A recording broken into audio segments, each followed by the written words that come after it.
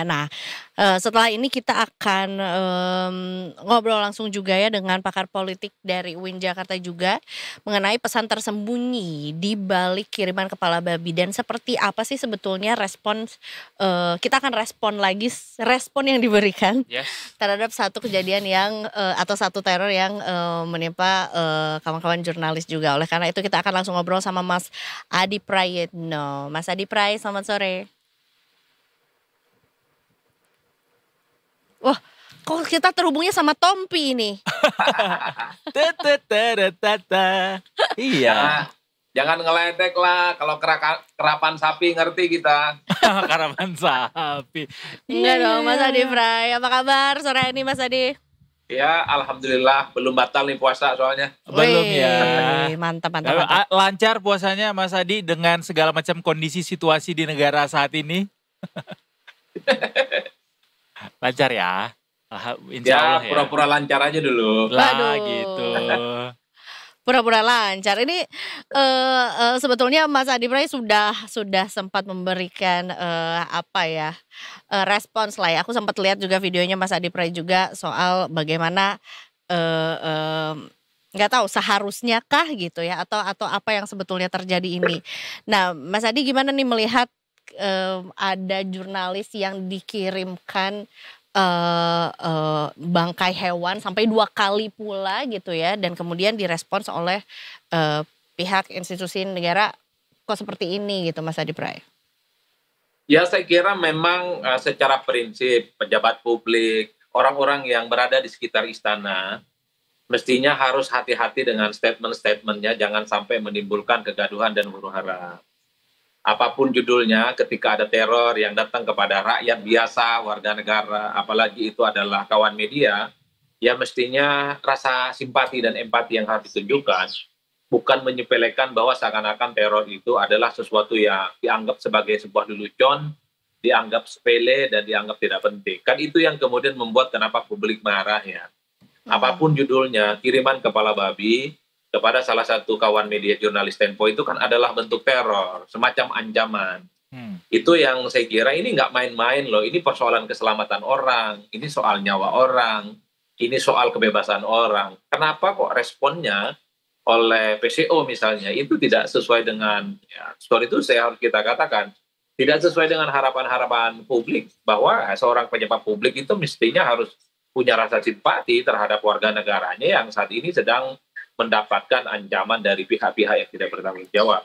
Jadi wajar kalau kita melihat sehari 2 hari ini kemarahan publik kepada kepala PCO itu kan membuncak. Ini kan dinilai sebagai tidak sensitif dan dianggap sebagai bagian dari bagaimana pemerintah itu tidak memiliki rasa empati terkait dengan ancaman-ancaman semacam ini.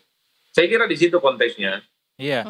Dan yang lebih menyedihkan lagi, ini mewakili kantor komunikasi presiden alias ya mewakili presiden jatuhnya gitu loh. Presiden sebagai sebuah kepala negara gitu. Ini sekrusial apa statement ini pada akhirnya dilayangkan dan bisa direspons Mas Adi? Ya sangat krusial, tidak sensitif.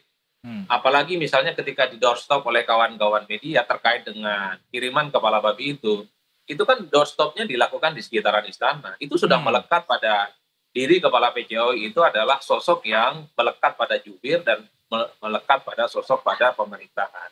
Ini yang saya kira memang jangan lagi ada kejadian-kejadian yang terulang.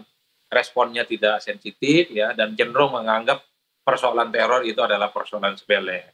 Tapi kemarin salah satu politisi Gerindra, Bang Hendarsam kalau tidak salah, mengatakan bahwa itu bisa dipastikan itu bukan style komunikasi politik pemerintah, itu bukan style politik dari kekuasaan. Cuman kan problemnya, apapun judulnya, Pak Hasan Nasbi ini adalah kepala PCO. Pak Hasan Nasbi ini adalah sangat melekat sebagai jubir istana, jubir pemerintah. Itulah yang kemudian membuat publik kok sampai hari ini tidak ada teguran apapun kepada PCO yang dinilai ini tentu sangat offside dan seakan-akan mewakili dari wajah pemerintah pada hari ini. Yang kedua yang saya khawatirkan, pernyataan PCO ini kan dikhawatirkan dianggap sebagai normalisasi terhadap tindakan teror dan intimidasi politik karena dianggap tidak penting. Alih-alih misalnya memberikan dukungan moral, alih-alih meminta kepada pihak berwenang untuk mengusut ini dengan tuntas, justru jawabannya kan terkesan sangat meledek ya, dan bahkan sangat melecehkan bahwa persoalan teror itu dianggap tidak penting.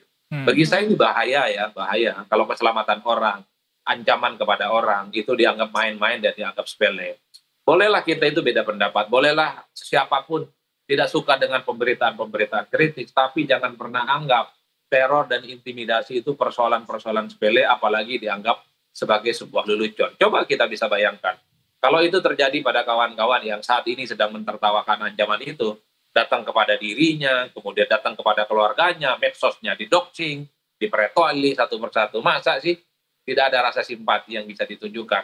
Tidak perlulah misalnya memberikan dukungan moral, tidak perlulah misalnya memberikan support politik, tapi minimal tidak mengeluarkan pernyataan-pernyataan yang justru menimbulkan luka hati. Dan ini kan sangat melukai perasaan keadilan publik.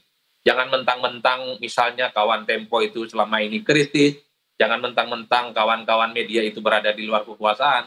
Jadi kalau mereka itu kena intimidasi, kena ancam, tidak ada rasa simpati apapun. Negara mesti hadir. Jubir itu harus menyejukkan.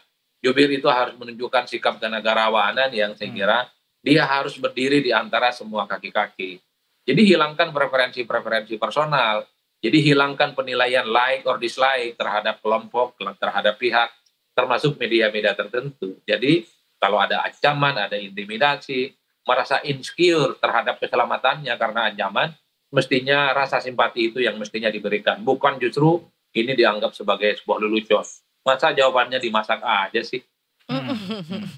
Iya, iya, iya. Kalau soal apa yang disampaikan Pak Hasan Nasbi kemarin itu, respon soal yang dimasak aja, Mas Adi melihat ini mewakili personal Pak Hasan Nasbi sendiri atau seperti apa, Mas Adi? Ya kalau mau jujur sebenarnya orang-orang di sekitar istana itu kan responnya beda-beda. Banyak yang menganggap itu adalah sebagai sesuatu yang tidak elok secara demokratis dan menyarankan kepada Tempo untuk segera melaporkan kepada pihak berwajib dan sudah dilaporkan. Dan bahkan kalau kita mendengarkan tweetnya dari Dhanil Azhar Simanjuntak, sosok yang selama ini cukup dekat dan menjadi jubir Prabowo, jubir personal khususnya, ketika beliau itu menjadi Menhan, Dhanil itu kan sangat menyayangkan bahwa tindakan intimidasi dengan cara mengirim kepala babi itu adalah cara-cara yang tidak elegan, cara-cara yang sangat jahiliyah dan tentu sangat merusak demokrasi. Jadi itu adalah orang-orang yang sangat identik dengan kekuasaan pemerintah. Saya khawatir apa yang disampaikan oleh kawan-kawan PCO ini hanya sebatas manuver ya, manuver pribadi yang sebenarnya tidak terkonfirmasi menjadi bagian dari kebijakan pemerintah. Karena sebelumnya kalau mau jujur, PCO ini kan mengeluarkan tweet dan mengatakan bahwa orang yang melakukan kritik terhadap revisi Undang-Undang TNI itu dianggap sebagai memprovokasi dan juga dianggap menyebarkan berita bohong, iya kan? Tapi tweetnya itu kan dihapus. Betul. Artinya apa? Jangan-jangan memang karena manuver PCO ini terlampau ekstrim, tidak ada koordinasi dengan istana, sehingga yang keluar ke publik itu adalah jawaban-jawaban yang tentu saja sangat melukai perasaan publik. Karena pejabat-pejabat di sekitar istana, orang-orang penting di pemerintah, saya kira ketika merespon kritik-kritik yang tajam dari kekuatan ekstraparlamenter, mereka komentarnya bagus-bagus kok. Sebut saja misalnya Menteri Hukum, Pak siapa namanya, Menteri Hukum kita? Pak Syah. Agak lupa saya. Menteri Hukum kita kan menemui para demonstran, ya, menemui para demonstran yang mengepung DPR beberapa hari, kira-kira begitu, dan menyatakan bahwa demonstrasi itu adalah perkara biasa dan dinamika yang tidak harus dirisaukan. Bahkan pimpinan DPR dalam hal ini Pak Sufmi Dasko misalnya, ketika ditanya terkait dengan penolakan yang begitu deras dari kalangan civil society terkait dengan revisi Undang-Undang TNI misalnya, mengatakan itu adalah bagian dari demokrasi, itu adalah dialektika dalam pembuatan keputusan dan tidak perlu dianggap berlebihan. Itu adalah orang-orang yang cukup dekat dengan Prabowo Subianto. Itulah yang saya sebutkan.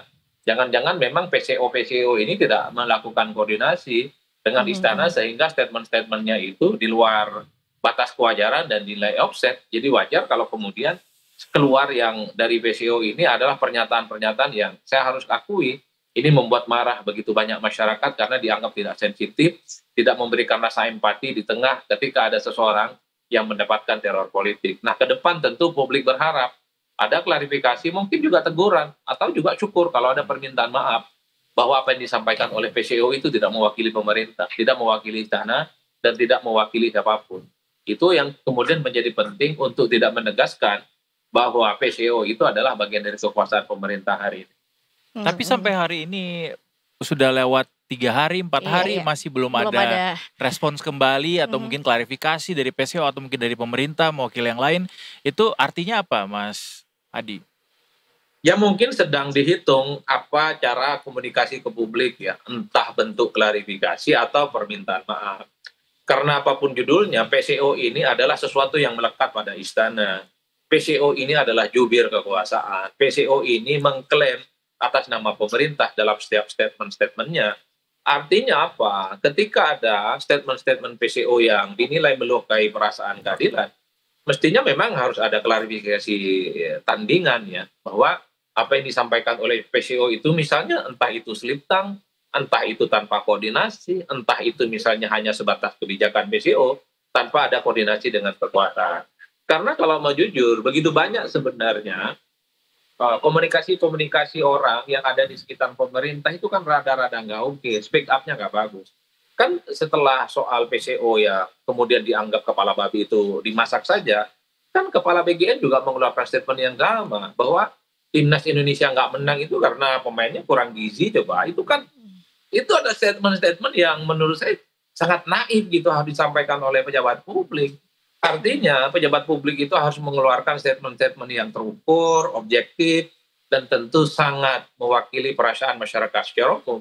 Jadi sekalipun misalnya kawan-kawan PCO ataupun di kawan-kawan kekuasaan itu suka mendidik gitu ya, kupingnya merah dengan pemberitaan-pemberitaan kritis Tempo. Tapi sekali lagi apapun judulnya, Tempo itu bagian dari rakyat, dia bagian dari kebebasan, dia juga bagian dari kerja-kerja demokrasi, sama halnya juga dengan kawan-kawan Detik.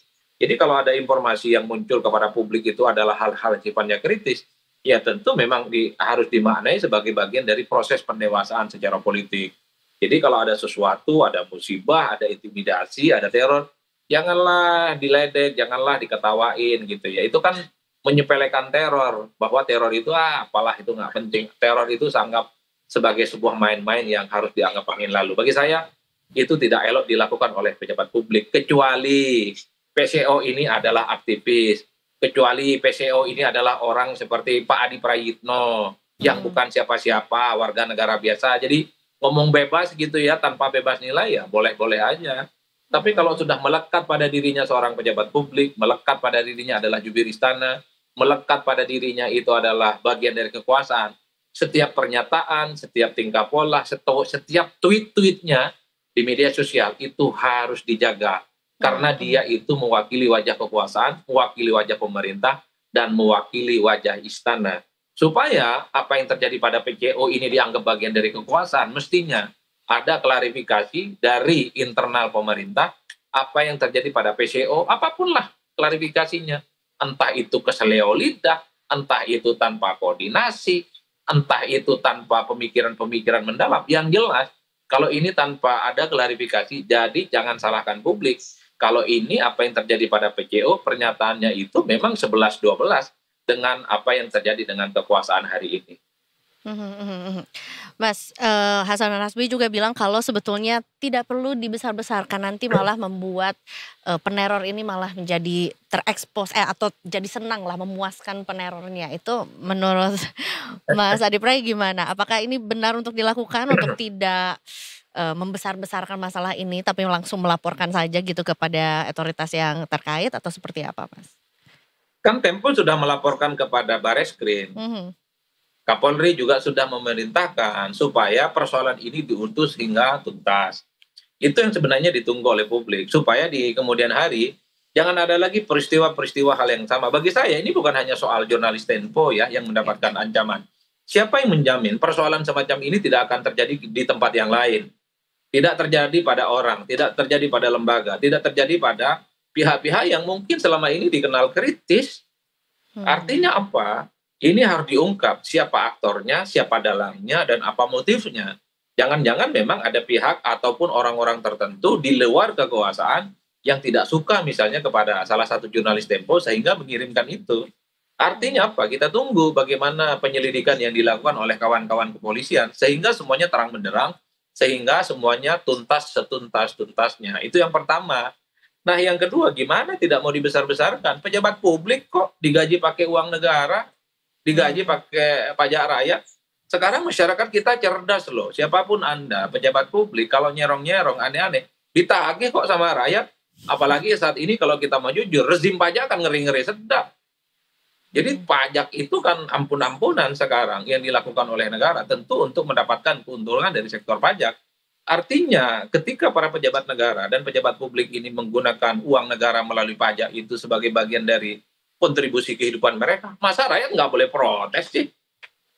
Benar, benar. Dan yang Iya paling sih. penting, pejabat publik jangankan pernyataan dan perbuatannya, batuk aja jadi berita. Betul. Kalau batuknya tidak normal, cekikikan, itu bisa jadi berita. Kan kira-kira begitu judulnya. Iya. Apalagi ini adalah satu statement yang justru menganggap persoalan teror itu sebagai sebuah tindakan-tindakan yang sepele. Ya. Saya menganggap pernyataan PCO ini menyepelekan teror loh. Apalah teror itu nggak penting. Kan kira-kira begitu. Ya. Kan akhirnya rakyat bertanya, gimana kalau teror macam begitu juga dialamatkan kepada diri kau? Apakah kau tidak pening-pening? Ini menyangkut keselamatan loh. Ini menyangkut nyawa orang. Ini menyangkut kebebasan orang. Masa kau anggap sepele? Jadi sekali lagi bagi saya ini bukan soal tempo dan nggak tempo. Tapi menyangkut bagaimana orang-orang yang mungkin selama ini dikenal kritis, media yang dikenal kritis, di kemudian hari juga akan mendapatkan hal-hal yang serupa. Itulah yang saya selalu katakan, semoga di bulan Ramadan ini kita berdoa kepada Tuhan yang Maha Kuasa. Semoga tidak terjadi apa yang kemudian dengan kawan-kawan Tempo itu terjadi kepada tempat-tempat lain dan tidak terulang peristiwa apapun. Karena apapun judulnya, demokrasi kita sudah berkembang dengan baik kok. Pemilu kita berjalan jujur dan adil setiap 5 tahun, presiden ganti, gubernur ganti, anggota dewan ganti. Masa masih ada saja praktek-praktek yang sifatnya jahiliyah, nakut-nakutin orang dengan cara ngirim-ngirim begitu. Sudahlah, kita ini negara besar, katanya kita itu ingin menjadi negara hebat, demokrasinya hebat, ekonominya tumbuh dan bisa bersaing dengan negara yang lain. Gimana mau begitu kalau urusan ancam-mengancam begini saja masih belum tuntas? Mas Dan Adi, pejabat publik yang melekat pada istana menganggap ini adalah hal-hal yang lucu-lucuan aja, kan kacau berarti. Mas Adi, terakhir mungkin perlukah kita meminta atau mungkin Pak Hasan Azbi untuk menyampaikan permintaan maaf terkait statement yang sudah disampaikan sebelumnya ini? Kalau mau jujur sebenarnya orang kayak saya ini kan cuma rakyat biasa lah, sebatas dosen dan peneliti. Apa sih perlunya ngomong orang kayak kita? Selama ini kan apapun omongan kita nggak pernah didengerin. Cukuplah sadar diri bahwa apa yang terjadi hari ini itu adalah sudah menimbulkan kegaduhan dan membuat begitu banyak marah dan seluruh rakyat Indonesia merasa gusar. Dan yang paling penting, saya khawatir apa yang disampaikan oleh PCO ini bukan suatu kesalahan, Mas Bro. Jadi apa yang diomongkan itu adalah memang sesuatu yang harus disampaikan dan merasa tidak ada salah apapun dengan pernyataan-pernyataan itu. Wajar kalau kemudian tidak ada permintaan apapun yang muncul sampai hari ini, sekalipun begitu banyak masyarakat yang sudah marah. Jangan-jangan mereka itu menganggap ya kalau ada kepala babi sebaiknya dimasak saja. Itu adalah jawaban yang semantap-mantapnya bagi kawan-kawan PCO. Baik. Ya. Mari kita nantikan respon selanjutnya seperti apa ya kalau gitu ya. Iya, kalau begitu. Terima kasih banyak Mas Adi Pray atas waktunya juga sore hari ini. Semoga apapun yang kita nanti akan dapat update-nya ataupun tidak ada gitu ya, tidak mengganggu puasa kita lah. Iya dong. Dan tentunya juga ya mudah-mudahan teror seperti ini juga nggak terjadi gitu ya, tidak hanya kepada kawan-kawan jurnalis gitu ya, tapi juga kepada seluruh masyarakat Indonesia secara umum gitu. Terima kasih banyak Mas Adi Praitno untuk bincang sorenya sore ini. Sehat selalu, Selamat menjalankan Mas. aktivitas.